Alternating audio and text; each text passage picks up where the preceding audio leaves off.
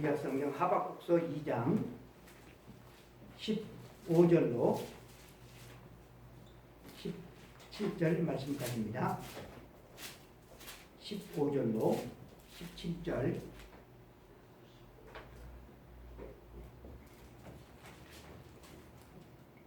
우리 다 함께 합독하시겠습니다. 이웃에게 술을 마시게 하되 자기의 분노를 더하여 그에게 취하게 하고 그 하체를 드러내려 하는 자에게 화 있을진저 네게 영광이 아니요 수치가 가득한즉 너도 마시고 너의 할례 받지 아니하는 것을 드러내라. 여호와의 오른손의 잔이 네게로 돌아올 것이라. 더러운 욕이 내 영광을 가리리라. 이는 내가 레바논에 강포를 행한 것과 짐승을 죽인 것 곧 사람의 피를 흘리며 땅과 성읍과 그 안의 모든 주민에게 강포를 행한 것이 내게로 돌아오리라. 아멘. 우리가 읽은 이 본문 말씀을 근거로 영광인가 수치인가 라고 하는 제목으로 하나님께서 주시는 귀한 말씀을 받도록 하겠습니다. 하나님은 온 우주 만물의 통치자이고 주인이시죠. 그러니까 우리가 내 것을 내 마음대로 다 하잖아요. 그렇죠? 내 마음대로 하잖아요. 내 마음대로. 심지어는 하나님의 것도 내 것이라고 생각해서 내 마음대로 해버리잖아요. 근데 인간이 그러는데 하나님이 온 우주 만물에 창조 주신 하나님은 더 할 수 있죠. 더 할 수 있죠. 그런데 하나님께서 하시는 일은 다 의로우셔요. 하나님은 사람을 쓰셔요. 의인도 쓰시고 죄인도 쓰셔요. 근데 하나님은 의인을 쓰실 때 하나님의 영광을 드러내고 그에게 복을 주시기 위해서 쓰셔요. 하나님은 죄인도 쓰셔요. 죄인도 쓰셔요. 그런데 하나님은 죄인을 왜 쓰시느냐? 복 주려고 쓰시는 게 아니에요. 하나님은 죄인을 쓰시고 그 죄를 하나님은 심판하셔요. 현실에서 의인들이 이 땅에서 떵떵거리고 그렇게 이 세상에서 잘 살아가는 것이 아니라 반대예요. 현실에서는 악인들이 의인들을 억압하고 악인들이 이 세상에서 주름 잡고 살아가요. 그래서 우리가 이 현실을 보면 하나님은 그 악인들을 심판하지 않고 내버려 두시는 것 같아요. 그래서 이 문제 때문에 하박국이 어찌하여 하면서 하나님 앞에 탄식하며 부르짖잖아요.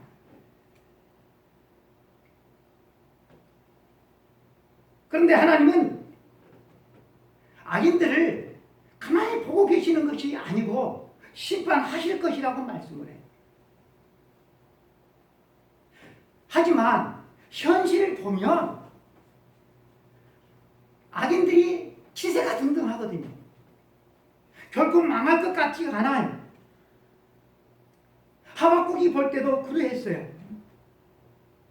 여전히 악인들은 기세 등등하게 살아가고 저 북쪽에 있는 바벨론이라고 하는 거대한 국가의 위협이 시시각각 좁혀오고 있었어요. 현실은 달라진 것이 하나도 없는데 달라진 것이 있었어요. 그것이 뭔가 하면 하박국이 달라졌어요. 현실이 달라져야지 뭔가 좀 달라질 것 같은데 현실은 그대로인데 이 하박국이라고 하는 사람이 달라졌어요. 사람들은 나는 그대로인 채 이 현실, 주변 환경이 달라지기를 간절히 원해요. 대부분 그런 것 같아요.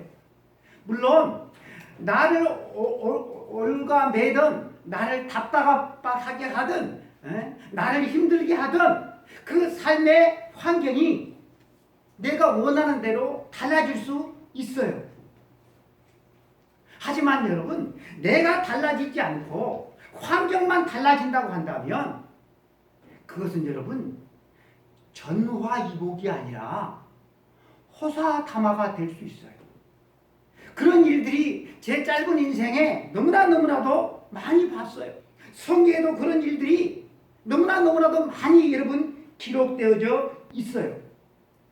모순투성이인 것은 내 삶의 환경, 이 지구라고 하는 이것이 근본적인 원인이 아니고 모순투성이는 인간이다라고 하는 거예요. 내 자신이다라고 하는 거예요.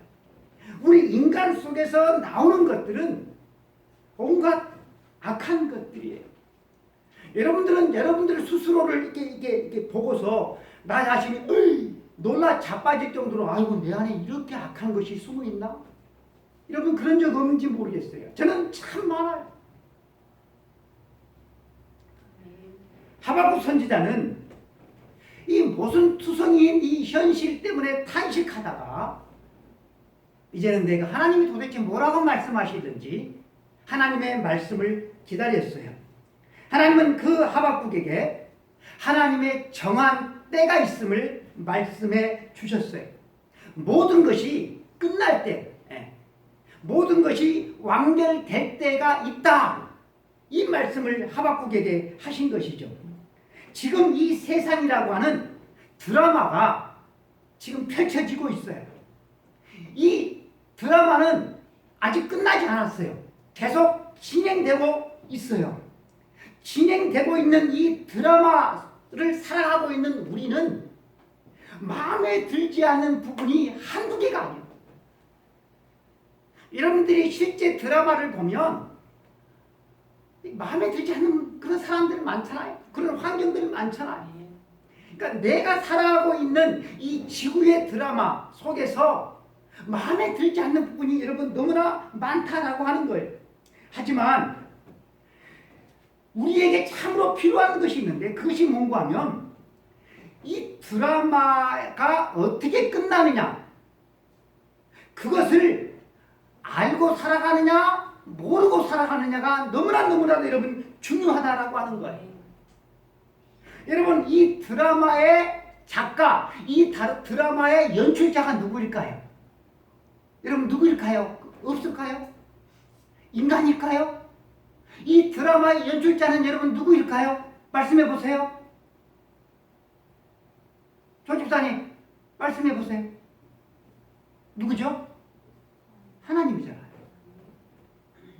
여러분 이 우리가 보는 영화나 드라마나 뭐 연극이나 다 연출자가 있잖아요. 이 드라마 대본을 쓴 사람이 있잖아요. 하나님이 이 지구 만물을 창조하시고 우주 만물을 창조하시고 하나님은 그저 방관하신 분이 아니에요. 그분의 손에 시나리오가 쥐어져 있습니다. 하나님은 당신을 믿는 의인들이 이 땅을 살아가면서 하나님을 믿는다고 하는 사람들이 어떤 좋지 않은 부당한 일 때문에 막 울고 불고 뭐 중내 산에 하는 것을 하나님은 원치 않으셔요. 여러분 이 삶 가운데서 우리가 만나는 삶의 고난이나 위기는 계속 진행되어지는 것이 아니고 그것이 끝나는 때가 있어요. 그것이 그저 지나가는 과정이다라고 하는 거예요. 하나님의 정하신 때가 있대요. 하나님은 모든 것을 하나님이 끝내시고 완성하신다라고 하는 사실을 우리 의인들은 하나님의 사람들은 알기 때문에 지금 이 드라마 속에서 눈물 나는 일이 있고 괴로운 일이 있고 뭐 한숨이 있고 그래도 그 끝을 알기 때문에 그것에 연연해하지 않고 하루하루를 여러분 믿음으로 극복하며 살아낼 수가 있는 것입니다. 그런데 악인들은 이 하나님의 정하신 때를 모르기 때문에 자기 자신들의 힘을 믿고 악을 막 행하면서 자기 마음대로 이 세상을 살아가고 있어요. 그래서 악인들은 절대로 겸손할 수가 없는 거예요. 교만하게 살아가요. 이들은 자기 자신들이 행한 대로 심판을 받는다는 사실을 전혀 알지 못하기 때문에 참 불쌍한 거죠. 있다는 사실을 알면 그들은 참 불쌍해요. 그러나 여러분, 하나님의 사람들, 의인들은 미래를 알아요. 어떻게 끝나는 것을 알아요. 그리고 의인들은 오늘을 살아가는 사람들이 바로 의인들입니다. 그래서 오늘의 어려움을 천국에 대한 소망으로 극복해낼 수가 있는 거예요. 하나님을 믿는다고 하면서도 천국에 대한 소망이 없이 이 땅의 것을 가지고 살아가는 사람들은 하나님을 믿는 사람들이라고 하기가 좀 힘들어요. 악인들은, 하나님을 믿지 않는 사람들은 그 하나님의 나라를 믿지 않기 때문에, 그 하나님의 나라를 모르고 살아가기 때문에 오늘의 낙, 이 세상의 낙을 즐기면서 할지 당할지 하면서 살아가요. 그런데 그런 모습이 의인들이 볼 때는 참 자연스럽고 부러워 보여요. 왜요? 우리가 끝을 생각하지 않기 때문에 그래요. 악인들은, 하나님을 믿지 않는 사람들은 그 하나님의 나라를 모르기 때문에 땅의 만족, 땅의 부요를 위해서 인생을 살아가요. 악인들은 그렇게 살아가요. 그럼 신자들은 어떻게 살아가야 될까요? 현실에서 하나님을 믿지 않고 자기 정욕대로 살아가는 사람들이 하나님의 거룩한 백성들보다 괜찮게 살아가는 것처럼 보입니다. 자신들은 그러한 삶을 참 영광스러운 삶이다, 아름다운 삶이다, 그렇게 생각하겠지만, 그러나 하나님은 그 삶을 아름답지도 않고 영광스럽지 않다고 말씀을 하십니다. 왜 그런가 하면 하나님이 심판하실 그래요. 오늘 우리가 읽은 본문 말씀에도 보면 화 있을진저, 화 있을진저라고 말씀을 하고 있어요. 그런데 여기서 우리가 꼭 알아야 될 하나의 사실이 있는데, 여러분, 악을 누가 심판하시죠? 악을 인간이 심판하는 게 아니라 하나님이 심판하셔요. 화 있을진저 하시는 분이 인간이 아니고 하나님이셔요. 우리가 악인을 심판하는 그것은 월권행위가 되어지는 것입니다. 하나님이 악인을 심판하시는 것이지 우리가 악인을 심판해서는 아니 되는 거죠. 여러분, 우리에게는 당신을 딱 보니까 하박국서에 하나님이 악인이라고 했는데, 악인들이 하는 짓과 당신이 하는 짓을 보니까 똑같아. 그러니 너에게는 화가 있을 것이고 너는 당연히 죗값을 치를 거야 라고 우리가 말을 하면 안 된다라고 하는 거예요. 그렇게 말할 수 있는 인간은 여러분 이 땅에 존재하지 않아요. 우리가 한 개인의 삶을 보고서 그 사람이 악인이다, 그 사람이 의인이다 판단할 수가, 인간은 그렇게 할 수가 없는 거예요. 왜냐하면 그것은 우리의 영역이 아니기 때문에 그래요. 우리는 악인의 모습과 의인의 모습을 봐요. 아, 저 사람은 참 악인 같고 의인 같아. 그런데 우리가 당신은 악인이다, 당신은 의인이다 그렇게 판단할 수가 없어요. 그런 악인의 모습을 살아가는 사람들의 모습을 보면서 우리는 나 자신을 살펴봐야 된다라고 하는 거예요. 그래서 내 안에 저런 악인의 모습이 없는가, 나 자신을 살펴보고 그 모습에서 벗어날 뿐만 아니라 또한 그런 삶을 살아가고 있는 사람들을 그 더러운 삶에서 벗어나도록 도와주는 그런 삶을 여러분 하나님의 사람들이 살아가야 한다라고 하는 것입니다. 하나님이 경고하시는 심판의 메시지가 있어요. 오늘 말씀에도 화 있을진저 하나님께서 경고하시잖아요. 그런데 이 화 있을진저 심판을 경고하시는 것은 심판 자체에 목적이 있는 것이 아니고 여러분 구원회가 있다는 사실입니다. 그런데 무지한 우리 인간들은 이 심판을 말할 때 구원을 전제로 하지 아니하고 심판을 목적으로, 심판을 전제로, 심판을 이야기하는 경우들이 참으로 많이 있어요. 당신 그러면 하나님이 심판해. 당신 그러면 저주받아. 이런 말들을 우리는 쉽게 한다라고 하는 것이죠. 우리는 나는 괜찮은 사람, 나는 좀 괜찮아, 나는 좀 깨끗해, 나는 의인이야, 그렇게 스스로를 생각하면서 다른 사람을 판단하는 그런 교만한 자리에 서지 않도록 매우 우리는 조심을 해야 할 것입니다.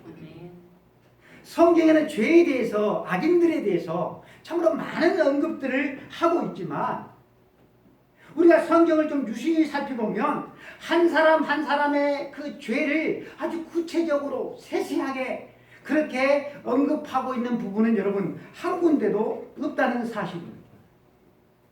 2장에 바벨론의 죄에 대해서 계속 화있을진저 하면서 그렇게 언급을 하고 있는데, 이 2장의 죄는 바벨론 개인의 죄를 그렇게 말씀하고 있는 것이 아니라 몽뚱그려서 전체적으로 그렇게 여러분 말씀을 하고 있어요.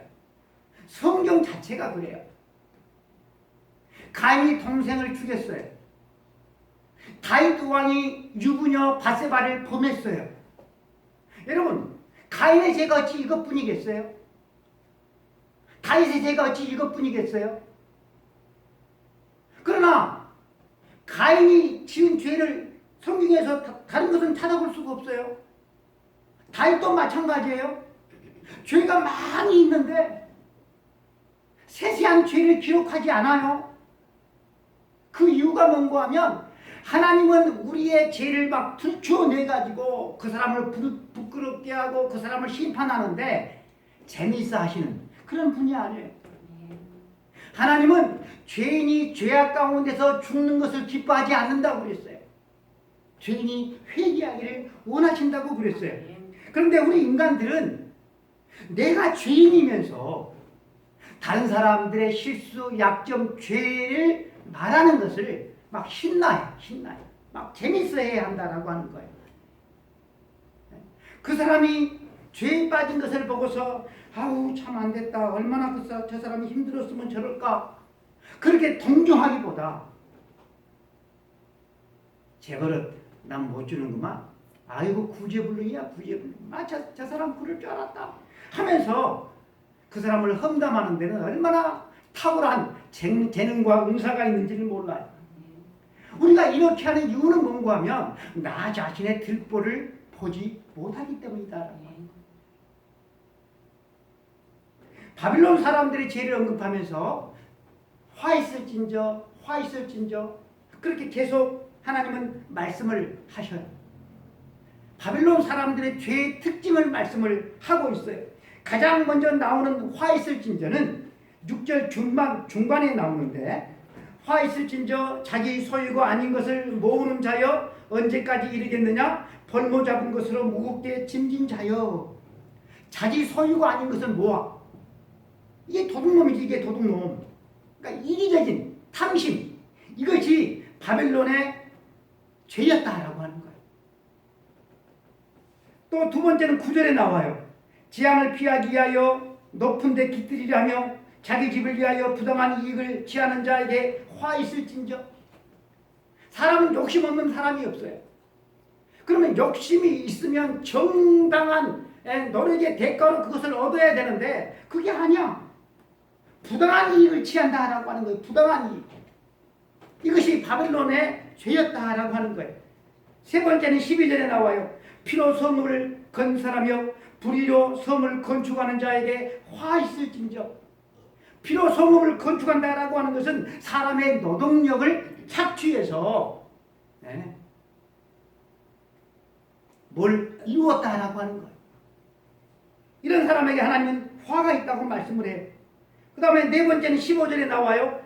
이웃에게 술을 마시게 하되 자기의 분노를 더하여 그에게 취하게 하고 그 하체를 드러내려 하는 자에게 화 있을진저. 술을 마시게 해서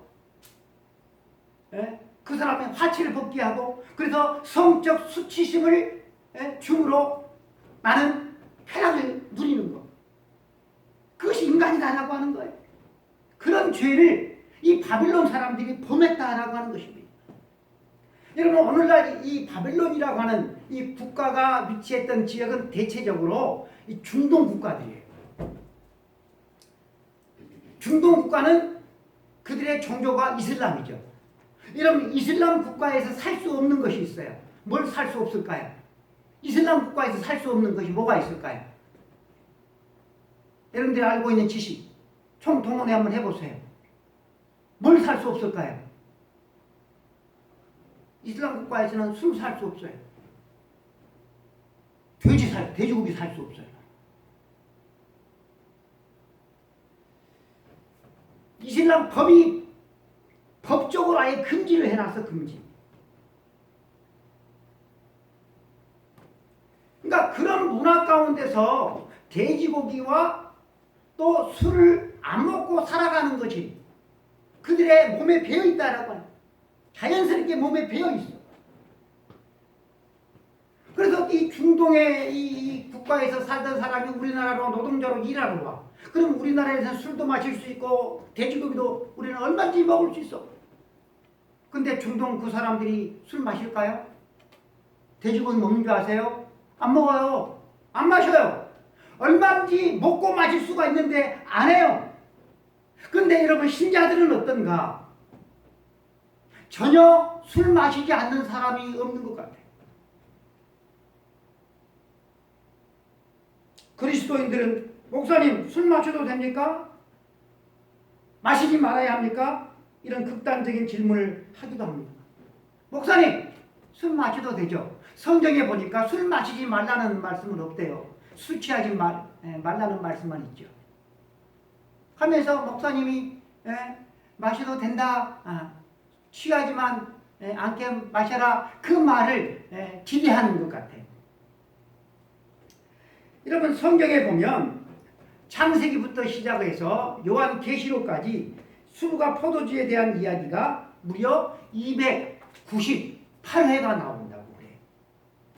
그런데 성경에 술에 대해서 긍정적으로 이야기하는 부분이 참 많아요.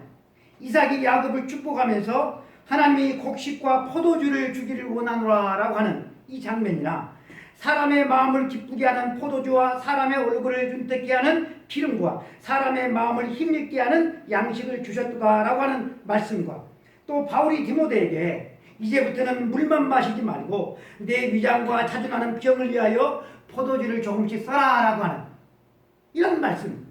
그러니까 이처럼 신약이나 구약에 술을 긍정적으로 표현하고 있는 그런 내용들이 여러분 많아요. 이 정도가 됐으면 아이고 술 조금 그래도 뭐 가끔씩 마시면 되겠다 라고 우리가 생각할 수도 있겠지만, 그러나 성경에는 술을 부정적으로 표현하는 그런 말이 너무나 많아요. 다 언급하기에 부족할 정도로 참 많아요.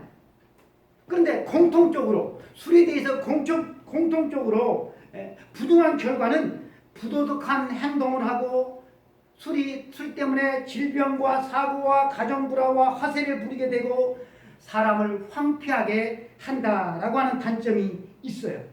그래서 처음에는 사람이 술을 마시지만 나중에는 술이 사람을 마신다라고 표현할 정도로 이 술은 사람을 혼미케 하죠. 미국은 1년 동안 술로 인해서 벌어들이는 돈이 50억 달러라고 그러더라고요. 50억 달러. 그런데 이 술로 말미암아 생긴 문제를 해결하기 위해서 드는 돈이 68억 6천만 달러래요. 그러니까 소득보다 소비가 더 많은 거예요. 술로 인한 교통사고, 술로 인한 화재 사고, 술로 인한 자살, 가정 파괴, 알코올 중독, 아동 학대 등 술 때문에 생긴 소득보다 그로 인한 피해를 보완하기 위해서, 고치기 위해서 드는 돈이 훨씬 더 많다라고 하는 거예요. 미국이 여러분 이런데 우리나라는 미국보다 훨씬 더 심각할 것 같아요. 왜냐하면 우리나라의 술 문화는 다른 그 나라에 비해서 좀 탁월하잖아요. 여러분 술을 마시면 은혜가 되고 술을 마시면 막 기쁨이 있고 감사가 넘치고 사랑이 넘치고 막 신령한 사람이 되어지고 여러분 그렇게 하면 술을 많이 마시면 좋죠.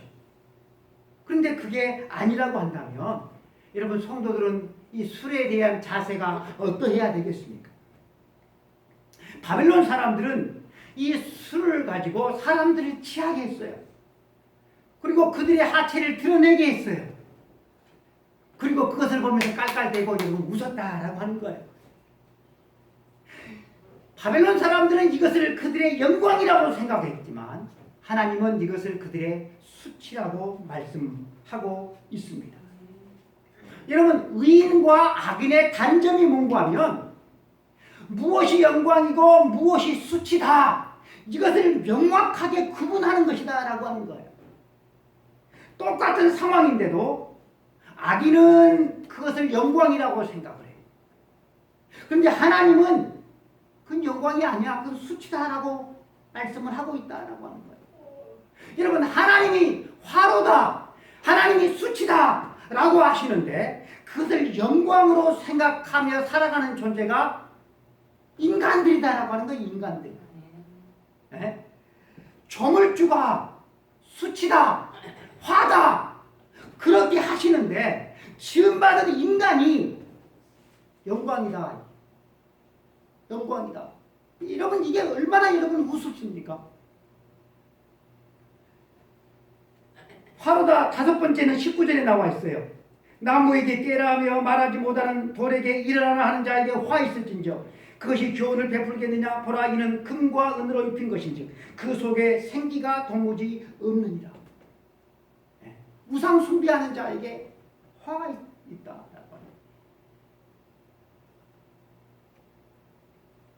여러분 이러한 죄인들은 한 개인의 죄를 언급하고 있는 것이 아니라 바벨론의 전체적인 죄를 여러분 말씀을 하고 있어요. 그러니까 이러한 죄악이 일반적으로 사람들이 다 그렇게 범하고 살았다라고 하는 거예요. 제가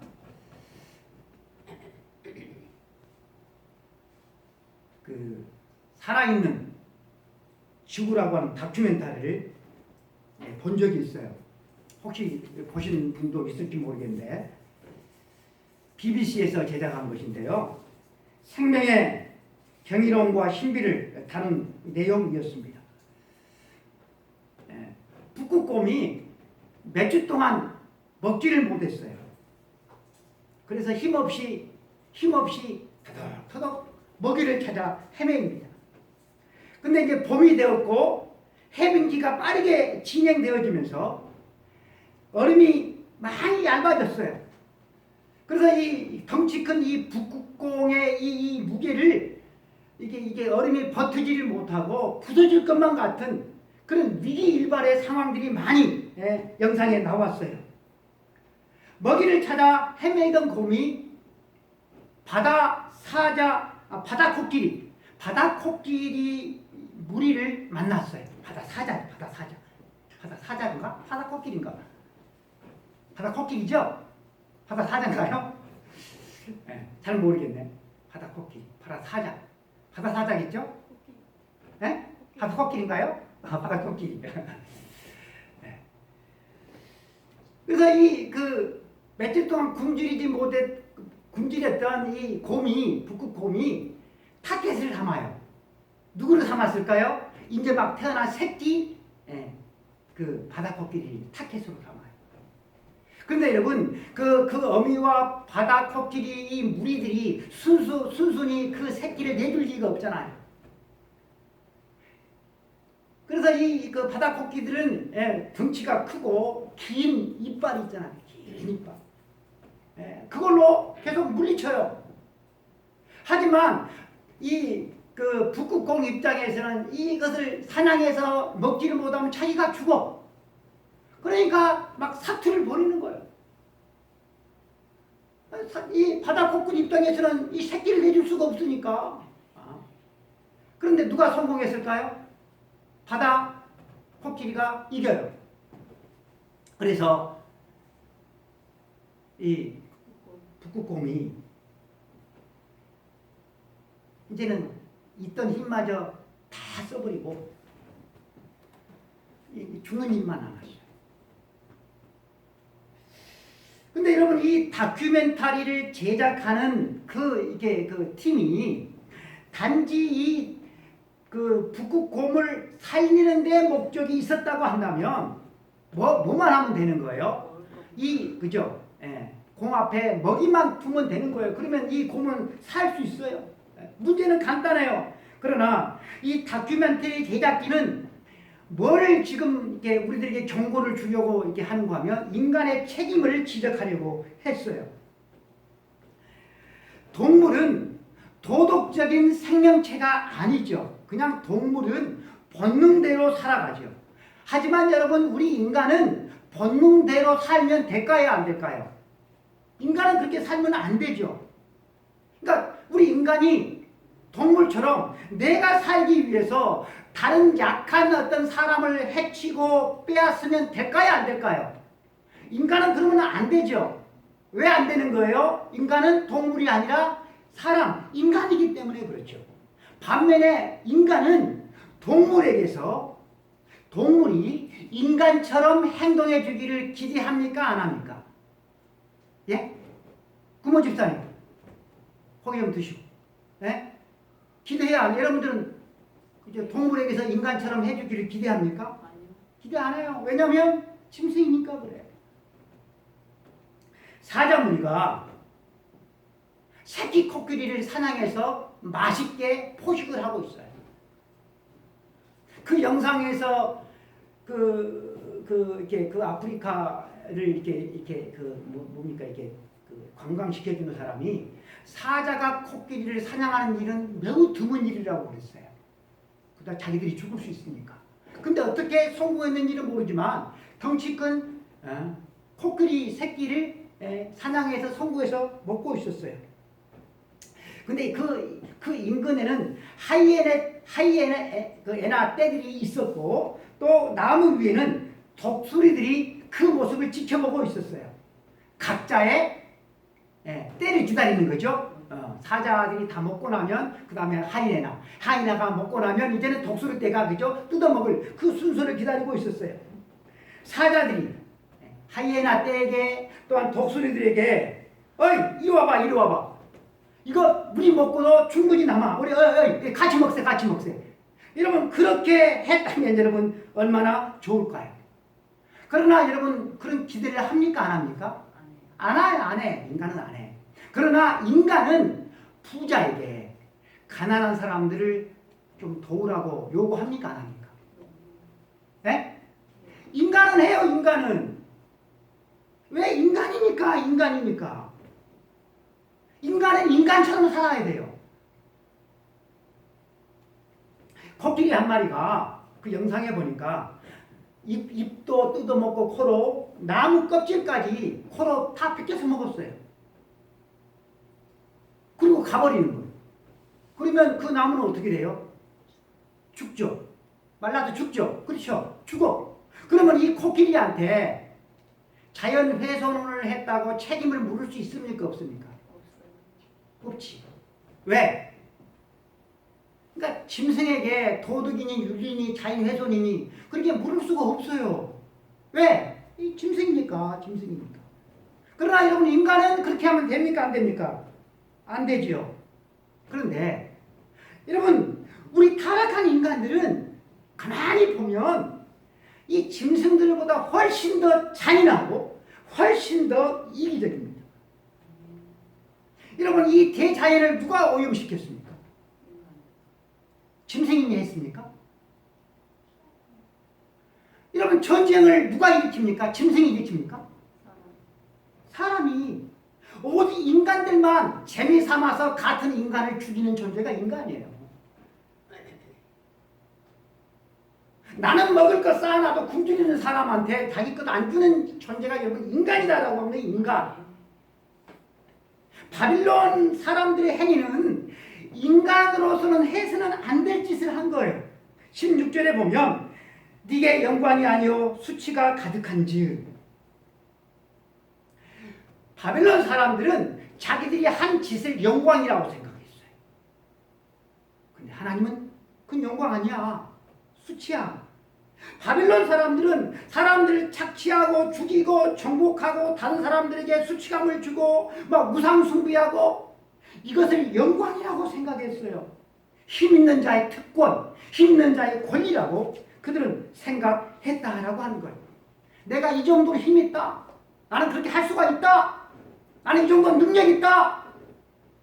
그렇게 하면서 그 일을 행한 것을 뿌듯하게 그렇게 여겼다라고 하는 거예요. 그래서 성경은 자기들의 힘을 자기들의 신으로 삼는 자들이다라고 말씀을 하고 있어요. 여러분, 자기 힘을 신으로 삼고 인간은 힘이 있어야 돼. 인간은 돈이 있어야 돼. 권력이 있어야 돼. 이 힘을 여러분 가지기 위해서 여러분 이런 힘이라고 하는 것은 쉽게 가질 수가 있는 것이 아니잖아요. 돈을 가지든 권력을 가지든 뭐 부를 가지든 이런 여러분 힘이라고 하는 것은 지킬 것 다 지켜가면서 뭐 기부도 하고 막 베풀고 막 나눠주고 막 지킬 것 다 지켜가면서 여러분 이룰 수 있는 것이 아니죠. 남의 것을 빼앗고 넘어뜨리고 그렇게 해서 올라가는 거예요. 이것이 성공의 지름길이에요. 그래서 그렇게 해서 성공을 하면 그 사람을 능력 있는 사람이니 그 사람은 큰 인물이니 그렇게 칭찬을 하는 것이 여러분 우리가 살고 있는 이 세상이다라고 하는 거예요. 그런데 여러분 이런 안타까운 사고방식이 세상에만 있는 것이 아니라 교회에도 들어와 있어요. 어떻게 하면 교회가 세상 사람들에게 큰 힘을 발휘할 수 있을까? 세상 사람들이 교회를 무시할 수 없는 것을 보여주기 위해서 교회도 힘을 가져야 돼. 힘. 그래서 우리를 중심으로 기독당을 만들자. 그래서 세상이 결코 우리를 우습게 볼 수가 없다는 사실을 알리자 하면서 기독당을 만들려고 얼마나 많은 시도들을 했는지를 몰라요. 교회도 세상적인 힘을 가지기를 원한다라고 하는 거예요. 그리고 그것을 영광이라고 생각하고 그것을 하나님의 축복이라고 생각을 합니다. 그래서 원하는 대로 그것을 이루면 하나님께서 복 주셔서 하나님께서 함께 주셔서 이렇게 우리가 성공하게 되었다라고 간증을 한다라고 하는 거예요. 여러분 하나님이 원하시는 신앙은 세상 사람들이 원하는 것과 여러분 차원이 달라요. 세상 사람들은 심령이 부유해야지 복 있다라고 말하는데 우리 주님은 뭐라고 말씀하셨어요? 심령이 가난해야 복 있다라고 말씀을 하셨어요. 세상은 마음껏 즐기라. 세상은 즐기며 살아가야 되는 거야. 세상은 그것을 복이라고 말하지만 주님은 뭐라고 말씀하셨어요? 애통하는 자가 복 있다라고 말해요. 여러분 온유라고 하는 이 복도 세상에서는 안 통해요. 중요시하지 않아요. 뭐 국률이니 뭐 청결이니 이것은 세상 사람들이 안중에도 두지 않아요. 여러분들은 어떤지 모르겠어요. 그러나 여러분 예수님은 이러한 것들이 천국의 성품이라고 말씀을 하셨어요. 그리고 예수님은 말씀만 하실 뿐만 아니라 그렇게 삶으로 보여주셨어요. 주님의 말씀 전부가 교회와 신자는 세상과는 달라야 한다라고 하는 거예요. 근데 예수님을 가까이 지켜보던 예수님의 동생들이 예수님한테 뭐라고 말씀하신 줄 아세요? 형님, 이런 총구석 갈릴리에서 활동하지 마시고 사람들이 많이 모인 대도시 저 예루살렘에 가서 활동하십시오라고 그렇게 충고를 해줬어요. 그런데 교회는 오늘날 교회와 신자들은 예수님의 말씀보다 세상 사람들의 사고방식을 따라하고 있어요. 교회가 세상에 영향력을 끼치려고 하면 세상 방식을 따라야 한다고 그렇게 생각을 하는 것입니다. 그러니까 세상 방식을 따라서 그렇게 영향력을 끼치고 힘을 가지면 그것을 수치라고 생각을 해야 되는데 교회가 그것을 영광이라고 생각을 하고 있다라고 하는 거예요. 그래서 계속 세상을 방문해요. 사랑하는 성도 여러분들은 이 세상을 살아가면서 무엇을 보면서 살아가십니까? 무엇을 생각하면서 여러분들 살아가십니까? 네가 행한 대로 네가 행한 것이 네게로 돌아오리라 라고 말씀을 하셔요. 네가 행한 것이 네한테로 돌아갈 것이다. 그러면 여러분 나에게 돌아올 것이 뭘까요? 나에게 돌아올 것이 여러분 뭘까요? 영광일까요? 내가 행한 것이 나에게 돌아온대.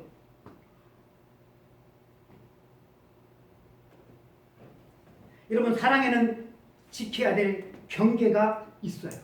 그리고 여러분 사랑은 결코 쉽게 주어지는 것이 아닙니다. 젊은 신랑 신부가 결혼을 해요. 그래서 서로가 서로에게 사랑의 약속을 해요. 우리가 볼 때는 그것이 참으로 가장 뜨거운 사랑의 순간 같지만 그것이 은밀하게 사랑이 아니라고 말을 하대요. 그것은 사랑이 아니라 그것은 사랑에 대한 약속이래요. 약속. 그러니까 진짜 사랑은 뭔가 하면 오랫동안 함께 살아온 나이든 부부가 손을 잡고 걸어가는 모습이래요. 오랫동안 서로에 대한 약속을 지켰고 서로에 대한 존경을 표현했기 때문에 그렇죠. 하나님에 대한 사랑도 마찬가지예요. 우리가 신앙생활을 처음에 시작을 할 때는 첫사랑 뜨겁죠. 그것이 진짜가 아니고 변화무쌍한 우리 인간 인생을 살아오면서 참으로 그저 삶은 그저 이렇게 롤러코스터를 타는 것처럼 많은 일들이 있잖아요. 그런 속에서도 하나님을 믿고 신앙을 지키는 것, 하나님을 신뢰하는 것. 물론 우리가 살아오다가 신앙도 그저 엎어지고 넘어지고 자빠질 때도 있지만 완전히 자빠지지 않는 것. 그러니까 신앙은 끝까지 가봐야 된다고 하는 것이죠. 그런데 여러분 우리 교회에서도 우리가 지금까지 쭉 사람들을 보지만 중간에 엎어지고 자빠지고 중간에 예수님과 이혼하고 가버린 사람들이 너무나 많다라고 하는 거예요. 여러분 의인은 끝까지 믿음으로 살아가는 사람입니다. 여러분 의인은 오늘의 영광이 아니라 내일의 영광을 바라보고 살아가는 사람들이 의인입니다. 내일의 영광을 바라보고 살기 때문에 오늘의 낮음이나 오늘의 가난함이나 오늘의 불편함이나 오늘의 약함을 그것을 수치로 여기지 않습니다. 하나님께서 정하실 때 그 완전한 그 하나님의 나라 그것을 말씀하시면서 하나님은 하박국에게 명확하게 새겨서 네가 달려가면서도 읽을 수 있게 하라라고 말씀을 하셨어요. 우리는 이 말씀이 우리의 마음에 우리의 몸에 완전히 새겨들어야 돼요. 하나님의 정하신 때가 있다. 그 정하신 때가 뭡니까? 예수님의 재림이죠. 재림. 그리고 이루어질 하나님의 영원한 나라죠. 그것을 바라보고 여러분 신자는 살아가는 사람인데 그것을 바라보면 이 땅에 높고 낮고 이 땅에 뭐 부하고 가난하고 그것에 연연하지 않는다라고 합니다. 그것이 흐리멍텅하니까